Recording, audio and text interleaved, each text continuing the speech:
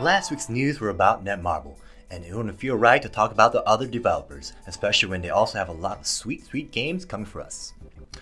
NCSoft is making the headlines this week with its future game lineup, but what did they cook for us this time? Let's check it out.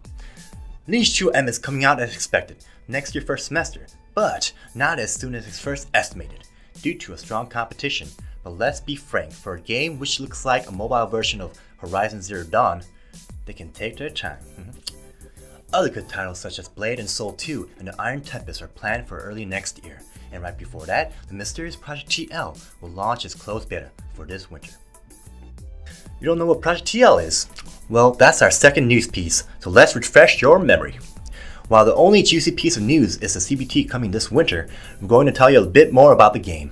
It's an MMORPG developed in Unreal Engine 4, set up in an always ever-changing open world. Weather, physics, elements, those are a load of new interesting characteristics, and the game looks drop-down gorgeous. Just look at that. This is a title we won't get sick of repeating again and again. MEOW is a new Taiwanese mobile MMORPG developed by Marscat. There's a recurring theme here, but I'll let you guess what it is. The game introduces very interesting mechanics when it comes to character sharing function, turning it into a very highly interactive game. It looks pretty anime-ish, and the fights are extremely dynamic, to the point where background elements can be destroyed. Don't we all love that? MEOW will be out in Taiwanese later this year, and we'll let you know when it's bound to hit your market. The gaming world is at risk once again, but this time China is not the source, it's the victim. China decided to stop approving game licenses from every developer in the country. Oh wow. To make it clear, imagine Donald Trump saying that no more games are to be produced in the United States. Crazy, right? What the? Even the big players like Tencent are affected by this decision which came after violence and gambling concerns from the Chinese government. We're currently seeing a leadership shift in the country, and matters such as what type of game our kids should be able to play are back on the table.